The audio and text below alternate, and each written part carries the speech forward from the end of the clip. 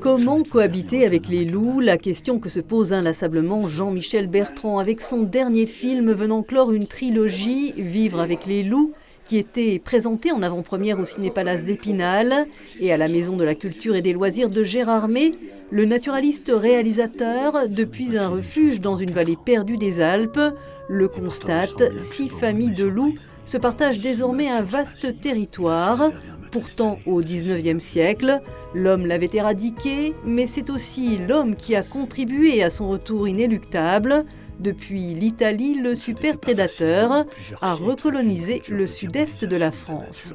Les humains ont fait disparaître les loups à une époque où il y avait cette diabolisation, mais il y avait aussi une grande population dans les montagnes. Et après, il y a eu vraiment un retournement de la part de l'État qui a décidé d'organiser de vastes plans de reboisement. Les loups ont disparu à cause de nous, à cause de nos comportements, et ils sont revenus à cause d'un changement de comportement. Et être pour ou contre les loups, c'est vrai que c'est complètement surréaliste aujourd'hui. Les chiens, ils limitent la casse, c'est sûr, mais c'est loin d'être si facile, quoi. Ce film démontre la faculté du loup à s'adapter. On en compterait entre 1000 et 1500 en France et sa dispersion progresse. Un loup a été retrouvé près de Saint-Nazaire, un autre observé dans le bocage normand. Alors, comment vivre avec? Dépassant les polémiques, Jean-Michel Bertrand est allé à la rencontre notamment des bergers en première ligne.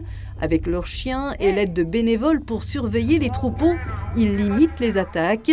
Plus étonnant, en Italie, dans la vallée des Abruzzes, le loup est devenu un produit d'appel touristique. Avoir des louveteaux qui jouent au milieu des cèdres.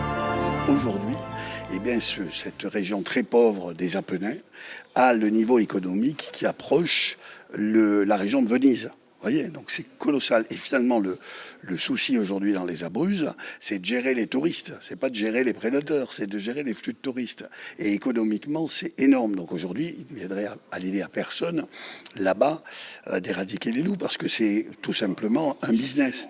Les Alpes ne sont pas les Vosges, petit massif fortement peuplé, mais le loup sait aussi faire preuve d'autorégulation. Le nombre de loups dépend de la ressource, c'est-à-dire des proies potentielles, la territorialité. Donc si les Vosges sont moins adaptés aux loups, il y aura évidemment moins de loups que dans les Alpes. Mais ce n'est pas nous qui choisissons, c'est eux. Mais dans les Vosges, vous avez aussi des gens qui anticipent le retour des loups et qui font ce qu'il faut pour se protéger.